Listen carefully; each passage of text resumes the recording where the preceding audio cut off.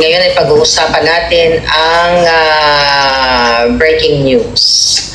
I don't know, mukhang hindi binabalita ng mainstream media ang balita patungkol dito sa 350 tons na ginto at money laundering ng mga bangag, right? Ng mga bangag na pamilyang Marcos. At pag-uusapan din natin mamaya yung raid sa bahay ni PRRD at nakikita natin ito ay isa lamang sa mga diversionary, okay, tactics o mga propaganda ng mga bangag para gipitin ang Duterte administration, lalo na nga nakikita nila na masyadong malakas si Inday Sara.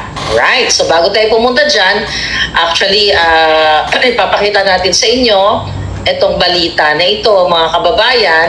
Ito ay hindi, chinek natin, hindi pa, so far, hindi pa yan binabalita ng mainstream media. Mukhang natatapalan talaga. Tignan natin mukhang natatapalan ng kanilang mga nganga-bells.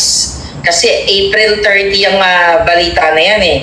Gold, tignan natin Okay. Ayan natin.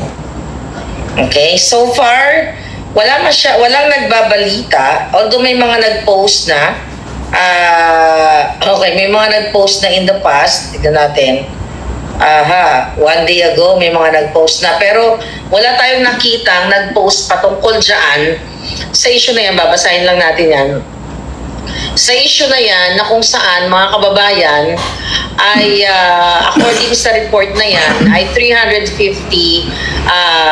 tons. Okay? 300, okay, wait a minute. Alright? Kita nyo yung title niyan, di ba? Okay? Ayan Okay, PRE News. Okay, 350 tons of gold. Dark money laundering secrets of the Marcos family in the Philippines exposed with numerous victims in Thailand. Ayan, April 30, 2025 po yan. Inulat ng dyaryo yan. Actually, hindi lang yan dyaryo na yan. Ay, ang media na yan ang nag-report yan, mga kababayan.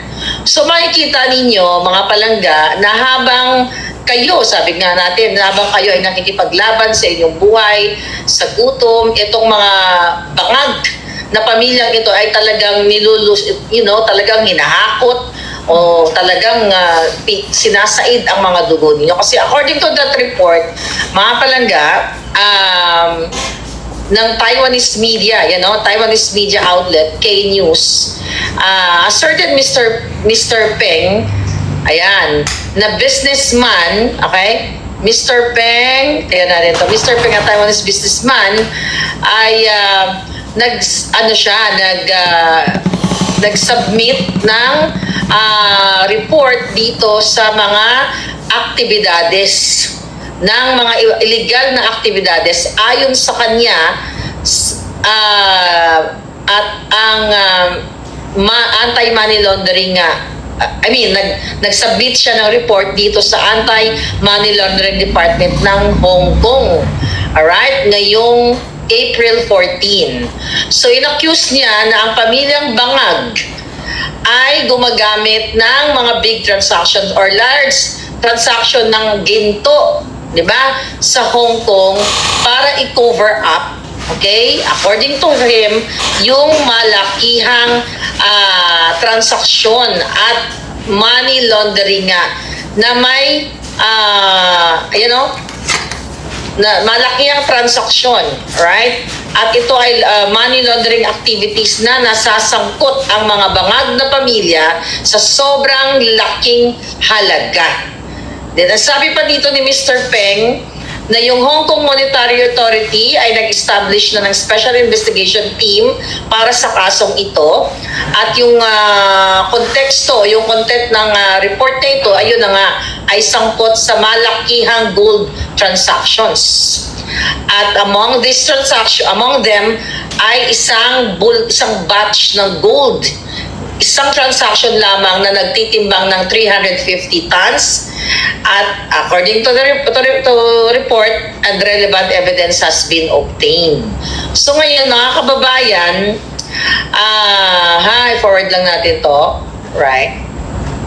Right. So makikita niyo yung ano dito, no? Yung dokumento. So nakita niyo naman, 'di ba, yung ginto natin ay ang ginto natin, even itong pag-upo ni Bangag. 'Di ba? Ibinenta nila yung ginto natin na hindi natin alam, hindi in-update ang bayan kung nasaan na napunta itong mga ginto ng Pilipinas. Pero dito sa case na to, mga kababayan, dito sa report na to, ayan, pakita lang natin itong mga dokumento dyan na that's 2009. Okay? So, alright. So, basahin lang natin to, ano? Alright. So, wait a minute. Alright. So, ngayon, yun na nga, kumbaga, in-expose ng whistleblower o ng puting ahas na si Mr. Peng. At sinabi nga niya na nagkaroon na nga ng investigation sa authority ng Hong Kong dahil itong whistleblower na ito ay meron din siyang information ng 18 banks ng pamilyang Bangag around the world with a total deposit amount over 100 billion US dollars. Ang sabi pa dito ay, sa report, it should be noted that Taiwan is an inalienable part of China's territory. There's no so-called Taiwan as an independent entity. Any attempt to split the country's territory is unjust and will not succeed. I think, yeah. Okay. Ngayon, based on sa report na yan, well, iginigiit nila, no, yung territory, no, ng China sa Taiwan. But ganun pa man, ang pag-uusapan natin dito, ang sabi dito sa report, it's alleged that Imelda Marcos, the wife of the former president of the Philippines, once authorized her housekeeper, Indita, to act on her behalf. So, acting as the seller, si Indita ay umakto na seller in the name of multiple shell companies. At sabi dito, Indita sold gold to several enterprises in Europe and United States. So itong katiwala ni Imelda Marcos. Ang sabi dito, the relevant transactions lasted from 2006 to 2011 and were arranged by the private banking department of HSBC in Hong Kong after a large amount of gold was cashed in.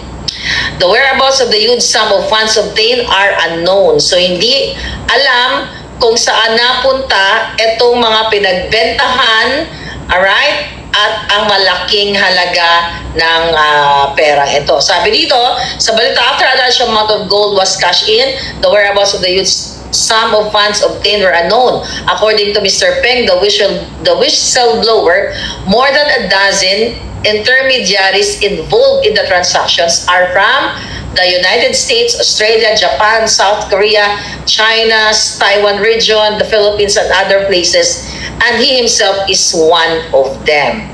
So meaning, mga palangga, sinabi ni Mr. Peng na talagang itong pagbibenta nitong mga ginto na ito, okay?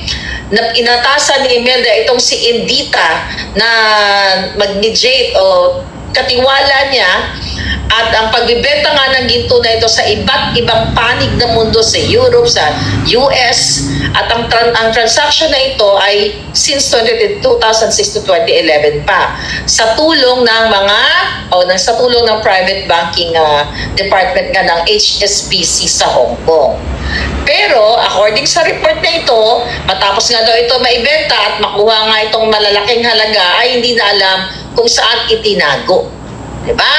At may mga kasabwat or, di ba, mediator, sabi diyan sa report, mula sa iba't ibang panig ng mundo, US, Australia, Japan, o kung saan, South Korea, Taiwan. Ngayon, mga kababayan, dito nyo makikita na talagang grabe. Okay? Grabe itong pagnanakaw ng mga bangag. For sure, ito ay pera natin. Ginto ng Pilipinas ito. Diba? Saan nagkukuha ng ginto yung mga yan? Alright? Mr. Peng pointed out that the Marcos family already had an astonishing amount of gold reserves as early as the 1990s. The scale of these reserves far exceeded the normal holding range of ordinary commercial entities or individuals, and they have always failed to provide proof of the legal source of these assets. So, 1990 pa lang ay talagang may mga gold reserve na ang pamilyang ito na hindi nila maipaliwanag kung saan nanggaling. Saan nila nakuha yung gintong ito. Ngayon, sabi sa report, the origin of their gold is highly suspect. He said, okay, Mr. Peng, that there are sufficient reasons to suspect that these assets are of illegal origin. Baka ito na nga yung ginto ni Mr. Rojas. Remember that? Yung Golden Buddha. Naku, hindi na natatapos itong issue na ito. According to the relevant provisions of the Anti-Money Laundering and Counter-Terrorist Financing Ordinance Chapter 615 of Hong Kong, any person has the obligation to carry out due diligence review procedures when dealing with large amount of assets to ensure the legality of the source of the property. If the content of the report is true, then the Marcos family may have committed illegal acts. So sinasabi ni Mr. Peng, mga kababayan, na simula pa ng 1990 ay talagang meron ng hawak itong pamilyang mga bangag na lagpas sa normal na negosyante, okay, na magkaroon ng ganitong tuni-tuniladang ginto. Diba? So ngayon, ito ay kasalukuyan na iniimbestigahan na nga dyan sa Hong Kong, no? At I hope talagang mapanagot itong mga bangag na mga bangag na pamilyang ito at mabawi itong yaman ng Pilipinas. Habang kayo ay nagugutom, sila ay may mga transaction na 350 tons, na ginto, billion. I think, dito sa report na to, tignan natin sa baba, ilang dolyar ba ito? I think 100 billion US dollars dito, no? Yung halaga nito. Ang sabi dito, according to information from other sources in the exposure of multiple overseas accounts of the Marcos family this time, Thailand is also listed as one of the countries involved. Recently, some unidentified Filipinos have posed as members of the Marcos family and carried out activities in Thailand. So sabi dito, they have used the family's name for false propaganda and fund operations. Some Thai people have been decided as a result and suffered economic losses. So ngayon, mga palangga, grabe ang nito, no? Yung mga account ng bangag na ito, ganito sila kaganid, diba? Na penetrate na nila halos iba't ibang bahagi ng bansa. So ngayon, mga kababayan, tignan natin to. Mayroon palang balita. Okay, tignan natin. Ayan yan, no?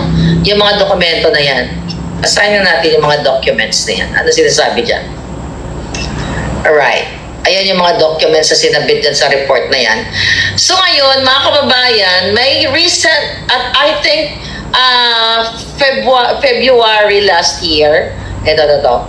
Merong reports, only Philippine Star ang nag-ulat. Tignan natin. Pakita natin ito sa inyo. I-remove ko lang to. So ito yung magkukonect ito, stop screen natin, present natin itong isa. Magkukonect ito sa balita from Philippine Star at iba pang news. Alright, tingnan natin to. Ito I think konektado ito na hindi binabalita ng ibang mainstream media. 2 Filipinos arrested in Hong Kong for trying to withdraw 10 billion pesos. Ay, 10 billion dollars. Okay? Ayan na binalita yan. Pero hindi masyado in-highlight o hindi binabalita ng, I don't think na binalita ito ng mga ABS-CBN, Channel GMA News, News 5. Parang hindi ko kasi nakita ito, nare-research ko. Kanina, bago tayo mag-vlog, hindi ko nakita. Alright? Sabi dito, Manila, Philippines, 2 Filipinos in Hong Kong have been arrested after attempting to withdraw $10 billion from an HBC branch using fake documents. Yung article kanina na binasa ko sa inyo from the whistleblower Mr. Peng, ang date nun is April 30, 2025. Itong balita na binabasa natin ngayon, prior ito. Yung dalawang Pilipino na yan in Hong Kong have been arrested after attempting to withdraw 10 billion from HSBC branch using fake documents. Diba? Kanina, sa unang binasa natin, it's also HSBC. Okay? So sabi dito, Ramon Rebeliosa Jr., 68, and the woman 38 who claimed to be a lawyer allegedly presented a forged capability letter, a guarantee letter, and a certificate of balance of the Hong Kong and Shanghai Banking Corporation to withdraw the funds on February 10. Rebeliosa, who claims to be businessman, was denied bail by Principal Magistrate Donso on February 20. Another bail hearing is set on Feb 27. The offense can put Rebeliosa in prison up to 14 years. So rejected Rebeliosa's request for access to his personal belongings so he can contact his relatives in the Philippines and raise money for his bail. Apart from the Filipinos, police also arrested 3 suspects, accomplices, a Malaysian man, Taiwanese man, and a woman who used a Hong Kong and Macau travel permit to enter Hong Kong. So ngayon, ang nakikita natin dito mga palangga, ito ay konektado. Hindi naman mag-aakto. Okay? Tingnan natin ha. Hindi naman mag-aakto itong mga ito, yung dalawang nahuli, ng mag-withdraw ng 10 billion US dollars. Imagine nyo mga kababayan, 10 billion US dollars. I don't know how much yung halaga nung nung 350 tons. Tingnan natin. Itong 350 tons na to, tingnan natin itong mga dokumento dito. Alright. Yung sulat na yan, alright, dito yan, okay? Nandito yan sa phone ko. Yung letter na yan, pagkalit-lit kasi na hindi ko mabasa, okay? Tingnan natin ha. Okay. Alright. So yung sulat na yan, ito.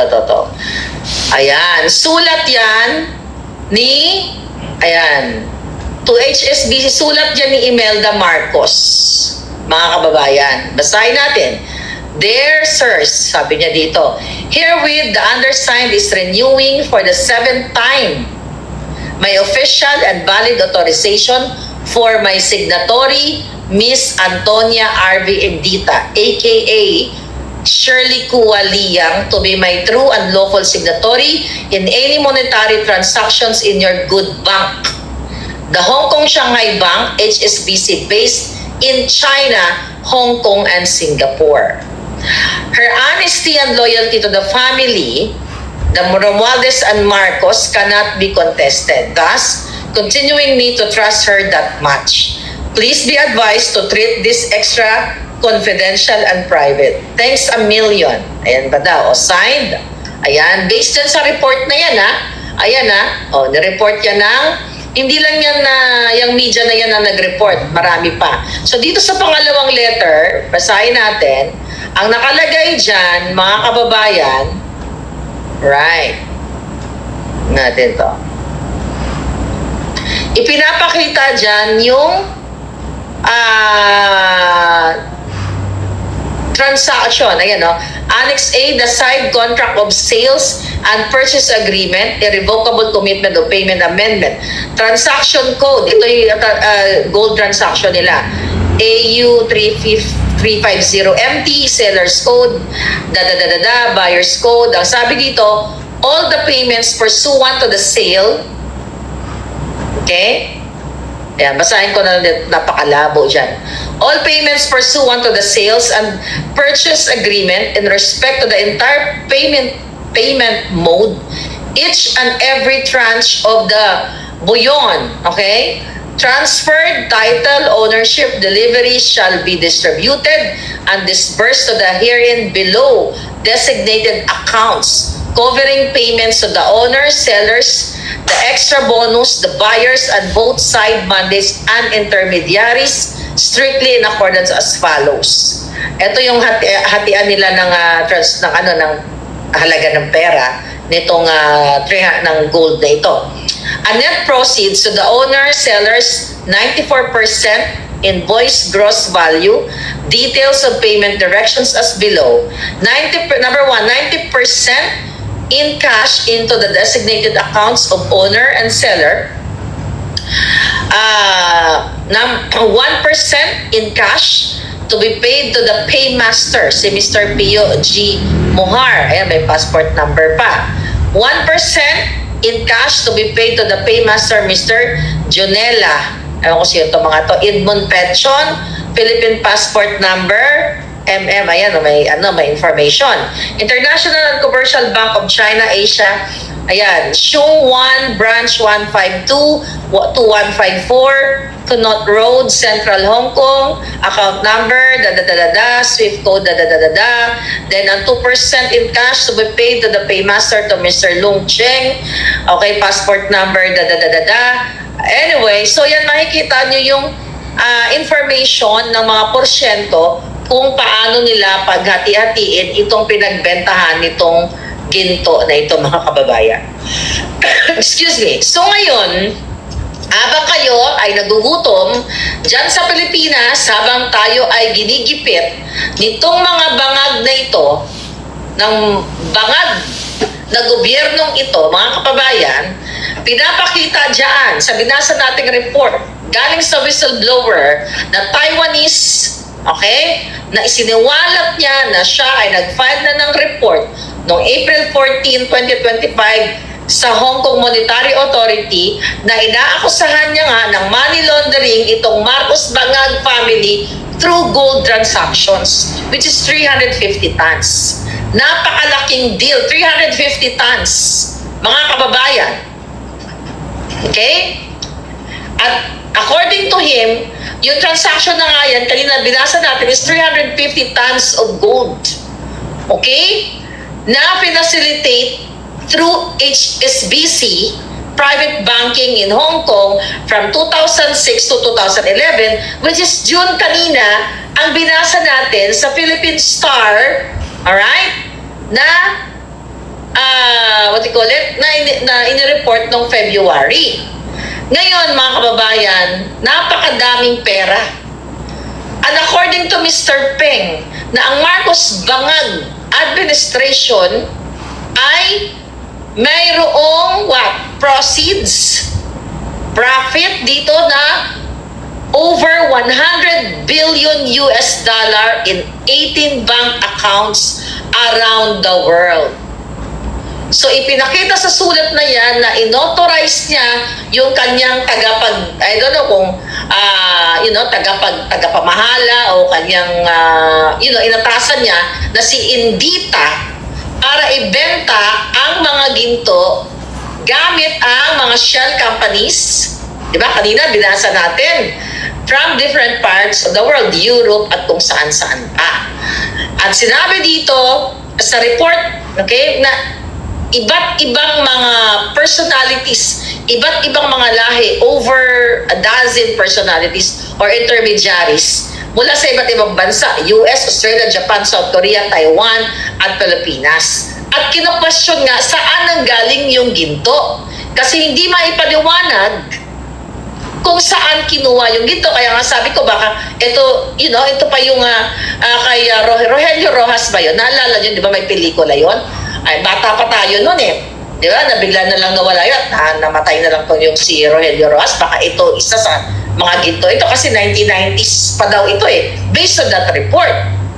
Ngayon, ipinapaliwanag sa ulat na walang kakayahan ng isang regular business person o normal na not normal yung regular na negosyante na magkaroon ng ganitong possession na 350 tons of gold and to the amount of 100 billion US dollars, mga kababayan.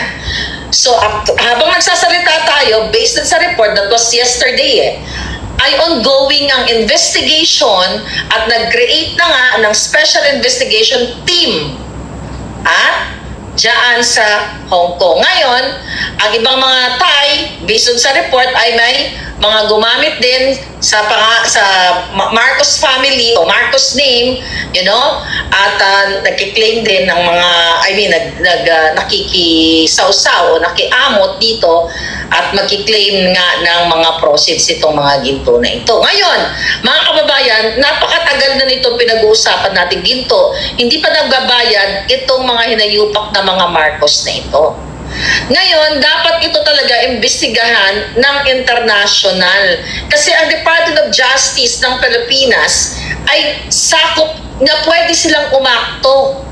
Na tignan ito ang mga kahinahinala, kaduda-duda na we're just talking 350 tons of gold pa lang ha. Ito yung in-expose dito sa balitang ito. Kasi nga, ang transaction dito is US dollar. So meaning, ginamit ang US currency ng Amerika, so pwedeng imbestigahan ng Department of Justice itong itong transaction, according to Mr. Peng, na kinasasangkutan na naman ng pamilyang Marcos Bangag, mga kababayan. So ngayon, wala namang pakialam ang mga Marcos na ma-damage yung kanilang pangalan kasi damage na. Kasi recently nga, nangidnap sila, di ba? Ng Pangulong Duterte. Ngayon kung ano-ano mga paggigipit nila. So, dapat talaga ito ay panagutin itong mga inayupak na to at ibalik sa Pilipinas. Ang perang ito, saan man sila kukuha ng pera? Saan sila kukuha ng ginto? Sige nga. 350 tons. Diba? Ito ay ginto ng Pilipino. Diba? Ito ay galing sa Pilipinas. Dahil recently nga, diba, nagbenta sila ng ginto natin na hindi nila maipaliwanag sa atin, mga kababayan. So, dapat imbestigahan ito, sa atin din sa Pilipinas, pero wala namang batas na sa Pilipinas eh. Diba? Kasi ito ay clear violation ng anti-money laundering. At kitang-kita dito sa report na ito na ayaw pag-usapan ng media, mga kababayan, na meron na namang kaganidan ang Marcos Bangag administration na ito. Maliban sa pagnanakaw nila, pangingidnap, nagkakapera sila, smuggling, nagkakapera sila. Ngayon, ito, lumabas na naman ang panibagong pagnanakaw nila sa pera sa ginto ng bayan.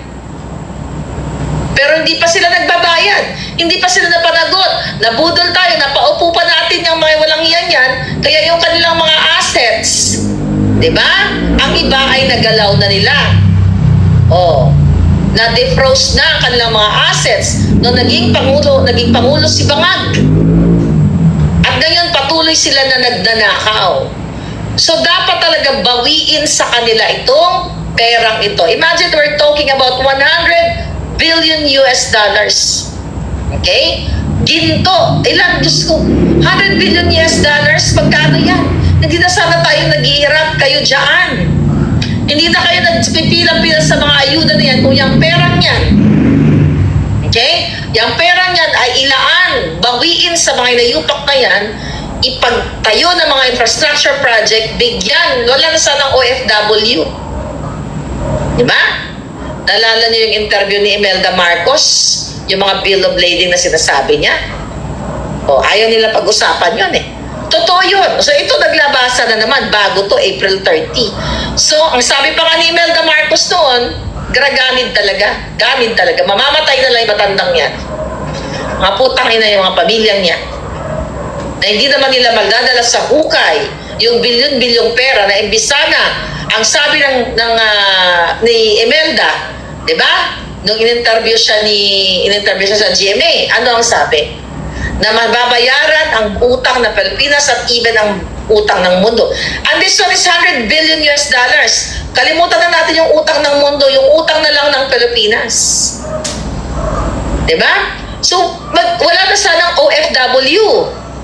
Sana ang Pilipino kung itong perang ito ay ilalaan sa mga infra projects, ilalaan sa mga healthcare, healthcare, education, livelihood and everything, hindi na po kayo mangingibang bayan. Dapat ang pag-abroad ay nagbabakasyon na lang tayo. Pero dahil likas na gamit ang bangag, dahil sa kabila ng itong in-expose nitong Mr. Peg na ito, habang sila pala ay may mga perang ganito kalalaki, wala silang tigil sa kananakaw dyan sa national budget. Diba yung 25 budget? Talagang wala silang katapusan. Demonyo talaga itong mga ito. Wala silang kagapaguran magnakaw ng pagnakaw. So dapat ito ay imbestigahan, I think nabanggit doon kanina, ng Financial Action Task Force or FATF. Kasi sila yung may role, di ba, to what? Puhulihin o to combat money laundering and terrorist financing. Okay? So ngayon, mga kababayan, dapat i-pressure nila ang Hong Kong, di ba, na talagang ito ay imbestigahan at malaman na itong gintong 350 tons na nagkakahalaga ng 100 billion US dollars, ito ay pera o pag-aari ng bawat mamamayang Pilipino. Sabi ko nga, hindi na sana kayo naghihirap. Okay? I-push natin ang Hong Kong Monetary Authority na ito ay talagang panagutin at i-freeze, huwag ibigay yung mga nandiyan pa at talagang dapat ito ay maibalik sa ating mga kababayan. I hope talagang maibalik ito sa kaba ng bayan at hindi nanakawin ng mga demonyong nakaupo. At dapat i-freeze ang asset ng mga bangag. Diba? Itong Amerika, di ba?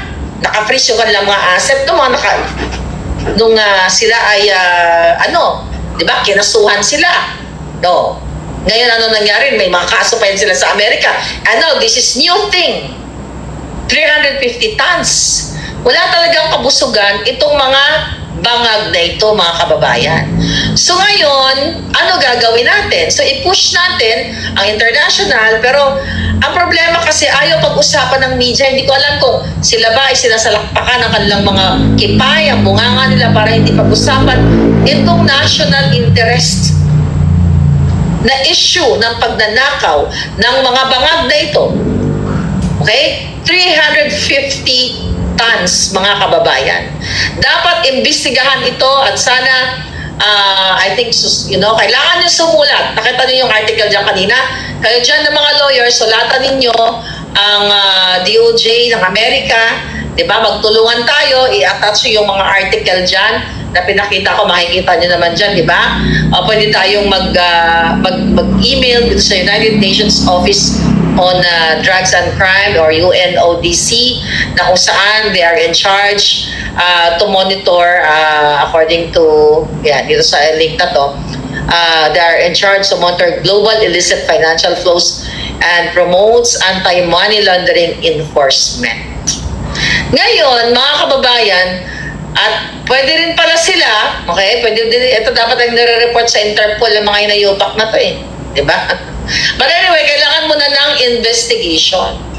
Kasi pag napatunayan, well, alam nyo na Mapapatunayan talaga na itong bangag na Marcos Jr., ang kanyang pamilya. Kaya sabi ko sa inyo, si Amy Marcos ay hindi niya talaga ibubukilya ang kapatid niya na bangag-bangag. Kasi lahat sila nakikinabang. 350 tons. And I hope yung next president, I hope magkatotoo yung panaginip ko na overdose si bangag at nagkirig-kirig. Okay? At yung susunod na Pangulo ay talagang panagutin ito at kunin ang pera at ibigay sa mga proyekto, ilaan sa mga proyekto sa mga Pilipino at hindi na kayo naghihirap. Kasi eto, mga kababayan, malinaw naka-impeach ang ginagawa ni Bangag. Lahat yung ginawa niya kay Pangulo Duterte, pang-kidnap, lahat siya dapat ang impeach, hindi si Inday Sara.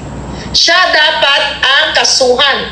Pag nawala na yan, si Bangag, alay mo, kaso pag natotoo yung panaginip ko, nagkiring-kirig na siya, wala na tayong kakasuhan. Ang kakasuhan na lang natin, yung mga pamilya niya, na mabuhay pa, para ipaluwa sa kanila ang pera ng bayan, i-freeze sa kanilang mga assets, ibalik ito sa ating national treasury o ibigay sa Pilipino through education, through infrastructure, at kung ano-ano pang mga livelihood program, at hindi na nagtitiis ang mga OFW na umaalis sa kanilang mga mahal sa buhay para kumita ng kaperanggot na pera, 15,000, 20,000 pesos para lang sila makakain at makaaral ang kanilang mga anak. Pero according sa report, ang bangag na pamilya, okay, ay mayroong 100 billion US dollars na money laundered through 350 tons of gold na hindi nila maipaliwanag kung saan nila kinuha ang gintong ito. Nakita nyo, mga kababayan? Grabe talaga ang kanilang pagwawalang hiya na sa atin, sa inyo. Pero wala gusto nyo pa rin ng bangag-bangag, di ba? Yung iba, tatanga-tanga pa rin. Nangidnap na si bangag. Lahat na ngayon, ano tawag dito? Diversionary tactics na naman sila. Kanilang mga propaganda, ayan na, i-raid nila ang bahay ni Pangulong Duterte. Mga balaga, bakit? Bakit may mga ganito? Kasi nga recently, di ba, sobrang lakas ni Inday. Pumunta sa Maynila, nangampanya ang mga tao hanggang ngayon, dinudumog siya. Pumunta sa Leyte, hindi nagbibigay ng ayuda si Inday doon, Walang 53,000, pagpa 5,000. So ngayon, para malihis ang ating kaisipan ng mga tao, dahil ngayon talagang kumbaga si Inday ay sobrang namumulaklak. Hitik na hitik sa pagmamahal ng Pilipino. Hitik na hitik ang Pangulong Duterte na kahit nasa dahig, dinadayog, dinudumog ng mga Filipino from all over the world. Doon nagkakaraoke, naglelechon sila, kumakain and everything. Sa kabila ng ginagawa nila sa Pangulong Duterte, sa pamilyang Duterte, ay lalong ang minamahal at nakikita ninyo. At ngayon nag-diversion sila kagabi, di ba? Nakita nyo, ang mga Dabawenyo ay nandoon para bantayan ang bahay ni Pangulong Duterte. Nililis nila to kasi nakita nila na sobrang bango, sobrang niyayakap si Inday Sara ng ating mga mamamayang Pilipino. So ito'y demolition job ito. Ito ay black ops na naman nila, mga kababayan. Diversion. Gagawa tayo ng kwento, ganito sasabihin nila. O sige, Tore, kunyari, pumunta kayo doon, magpadala ka ng mga 80 o 40 o ilang batalyon doon para lisin natin dahil masyado na ito si Sara Duterte, talagang nilalampaso niya yung mga kalaban, okay, yung mga kalaban sa mga iba't ibang distrito sa Maynila. So dapat lituhin natin, siguro yan ang hindi siguro, lumabas naman yan sa kanilang oplan horos at kung ano-ano mga kaletsya nila, di ba? Kung paano atakihin ang mga Duterte. So,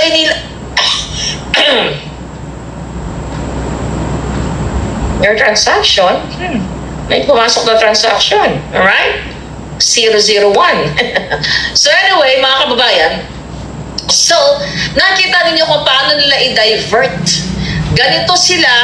Ganito nila sirain ang mga Duterte. Pero sa kabila ng kanilang paninira, ay lalong minamahal ang ating Pangulong Duterte at lalong nagsasalita ang mga tao. Kanina dyan, di ba, ang mga magsasaka nasa Maynila. I think nandiyan pa din sila hanggang ngayon.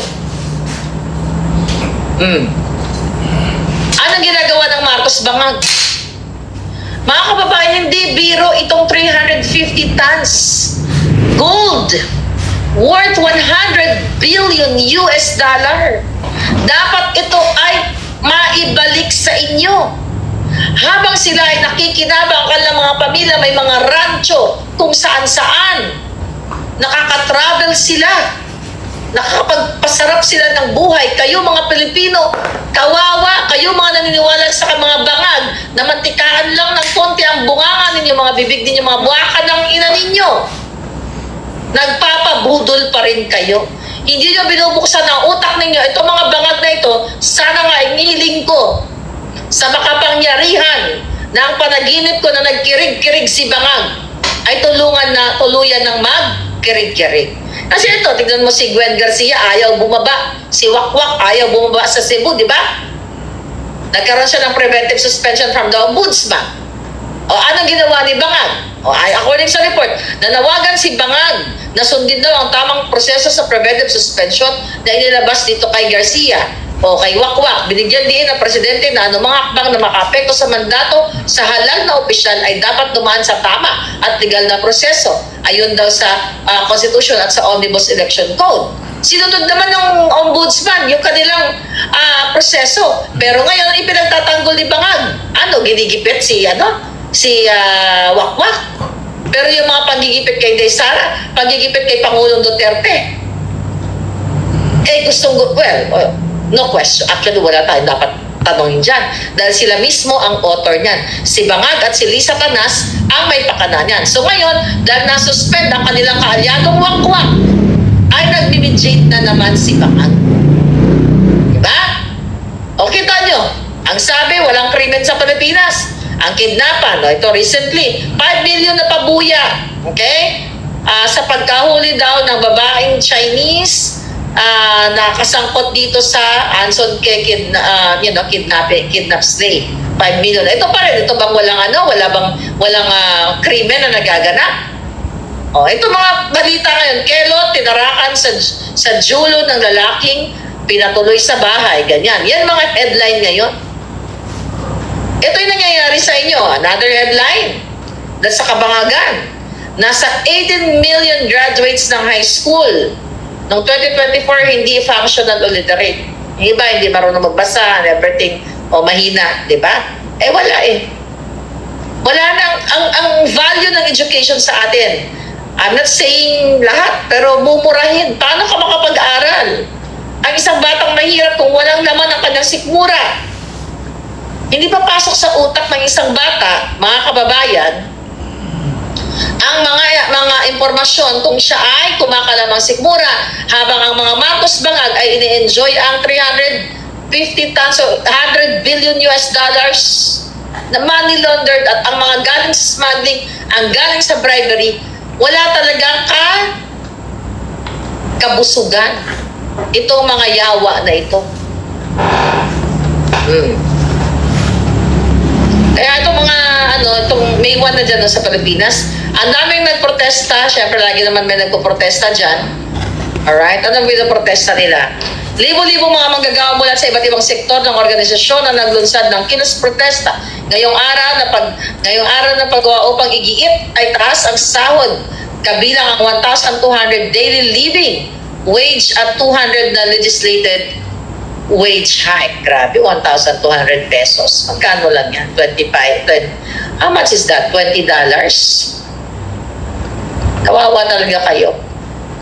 Sa Amerika, ang $20 sa food chain, isang oras lang yan. Na kung tutuusin, pwedeng itaas ang inyong pamumuhay kung hindi ninanakaw ng mga bangag. Masyado na po kayong kawawa. Masyado na kawawa ang ating bayan sa mga ganitong klase pangyayari. Barangay Tanod na nagselos, sinamuray ang canteen helper, gurgur. Ganito na lang ba?